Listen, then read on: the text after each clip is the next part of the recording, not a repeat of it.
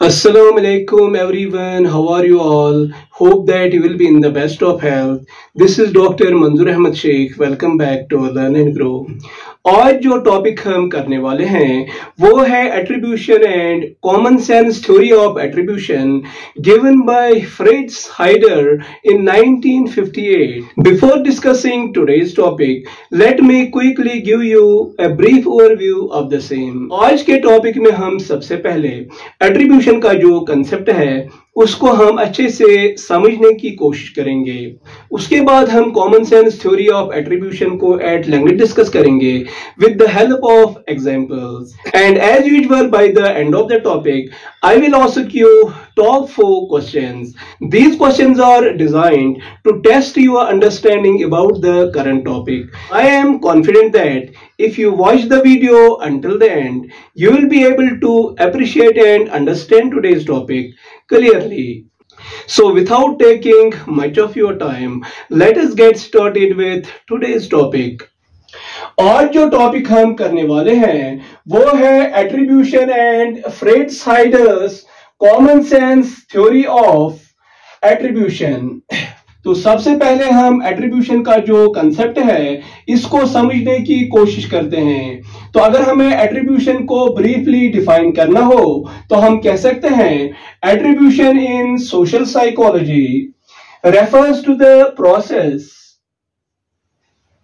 by which people explain the causes of behavior and events. Attribution को अगर हमें briefly define करना हो तो हम कह सकते हैं attribution in social psychology refers to the process by which people explain the causes of behaviour and events. यानी इसका मतलब ये है सोशल साइकोलॉजी के अकॉर्डिंग एट्रीब्यूशन एक प्रोसेस का नाम है जो हमें लोगों के बिहेवियर और इवेंट्स के जो कॉजेज हैं उनको एक्सप्लेन करने में हेल्प करता है। In other words we can see according to social psychology, attribution is a tendency within the human beings to figure out the causes of their own behavior and the behavior of others.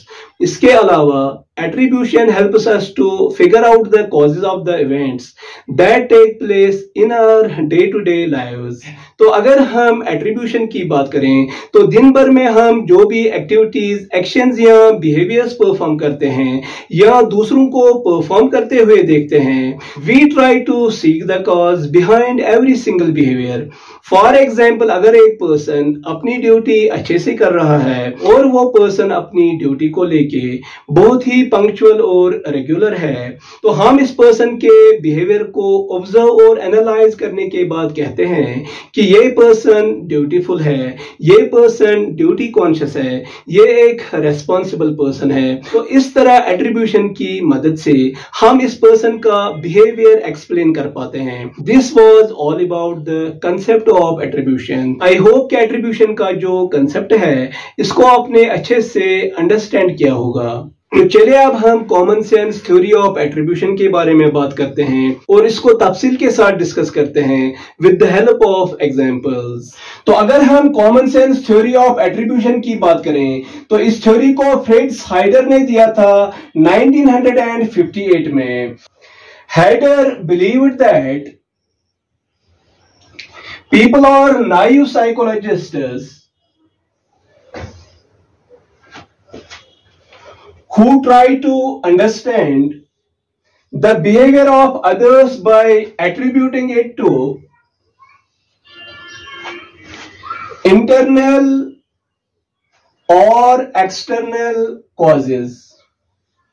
Fritz Heider believed that people are naive psychologists who try to understand the behavior of others by attributing it to internal or external causes. इसका मतलब ये है हाइडर का ये मानना था कि लोग नाइव साइकोलॉजिस्ट्स होते हैं, यानी उनमें नेचुरल टेंडेंसी होती है कि वो लोगों के बिहेवियर को अंडरस्टैंड करना चाहते हैं by attributing their behaviour to internal और एक्सटर्नल कॉजेज।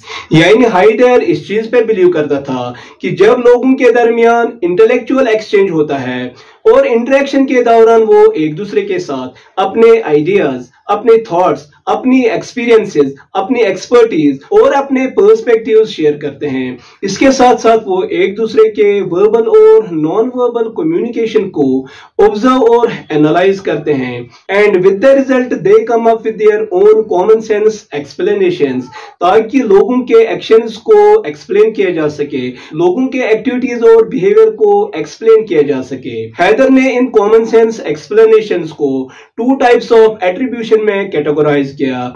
एक का नाम उसने इंटरनल एट्रीब्यूशन रखा और दूसरे का नाम एक्सटर्नल एट्रीब्यूशन रखा। तो चले अब हम इंटरनल और एक्सटर्नल एट्रीब्यूशंस के कंसेप्ट्स को समझने की कोशिश करते हैं with the help of examples. तो अगर हम इंटरनल एट्रीब्यूशन की बात करें, it is also known as dispositional attribution. In this type of attribution we attribute someone's behavior to their personality traits, abilities, skills, or attitudes. In internal attribution, we attribute someone's behavior to their personality traits, abilities, skills or attitudes.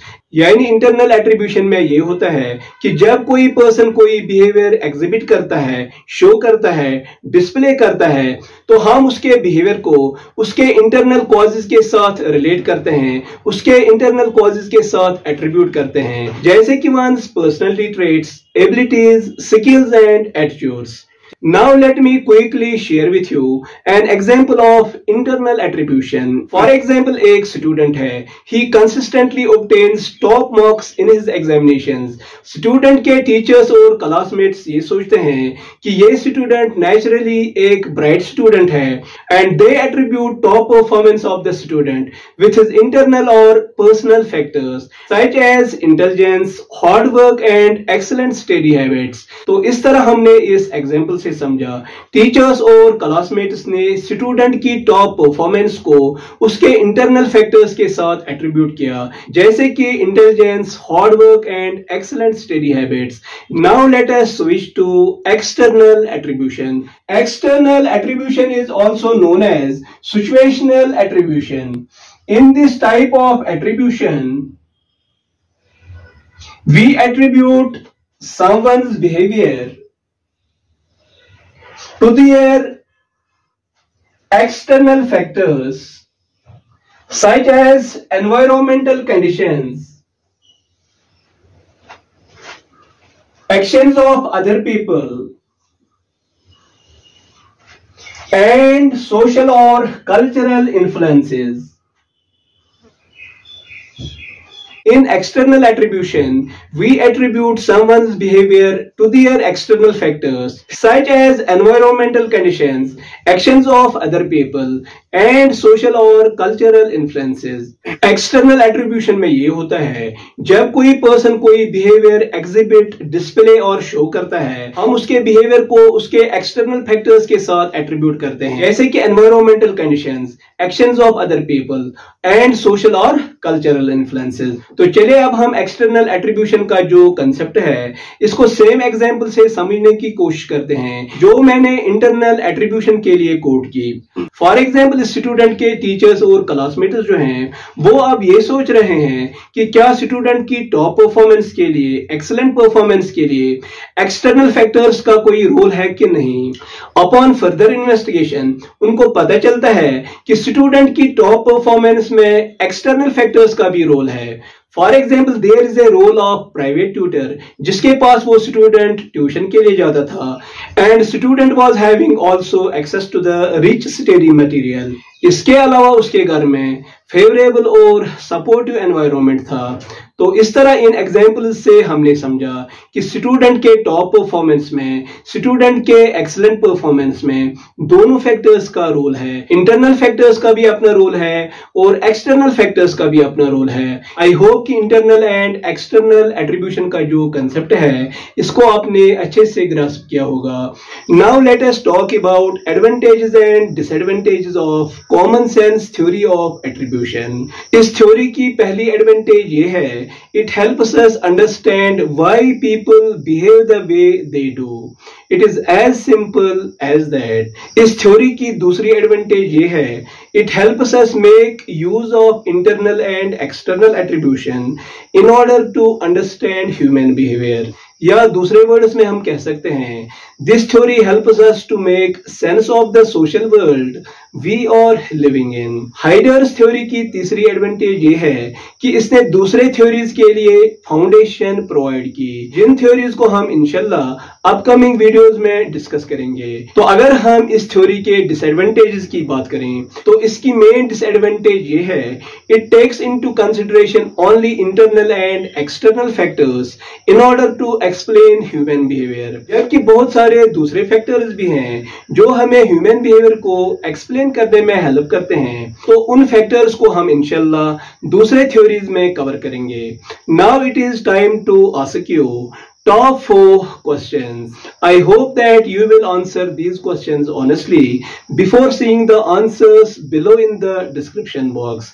आज का पहला question ये है, a student gets low grade on a test and you think the student is not smart. आपको ये बताना है कि ये इंटरनल या एक्सटर्नल एट्रीब्यूशन की एग्जांपल है। दूसरा क्वेश्चन ये है, A friend of yours cancels plans at the last minute. और आप सोचते हैं कि आपका जो फ्रेंड है वो रिलायबल पर्सन नहीं है। आपको ये बताना है कि ये इंटरनल या एक्सटर्नल एट्रीब्यूशन की एग्जांपल है। तीसरा क्वेश्चन ये है, A student arrives late to class because of heavy traffic and you attribute his lateness to traffic situations rather than his time management. आपको ये बताना है कि ये इंटरनल या एक्सटर्नल एट्रीब्यूशन की एग्जांपल है। चौथा क्वेश्चन ये है, do you think the topic that we discussed today is applicable to real life situations? You can share your observations about it in the comment section. आज के लिए बस इतना ही। हमारा जो नेक्स्ट टॉपिक होगा that would be इंशाल्लाह about fundamental attribution error. अगर आपको आज का टॉपिक इंफॉर्मेटिव लगा, insightful लगा, then give it a thumbs up and share it with others. If you are new to my channel, consider subscribing so that you can get the notifications of the upcoming videos as soon as I upload them. So with these words, I would like to thank all of you for watching this video until the end. Stay happy and blessed. Khuda Hafiz.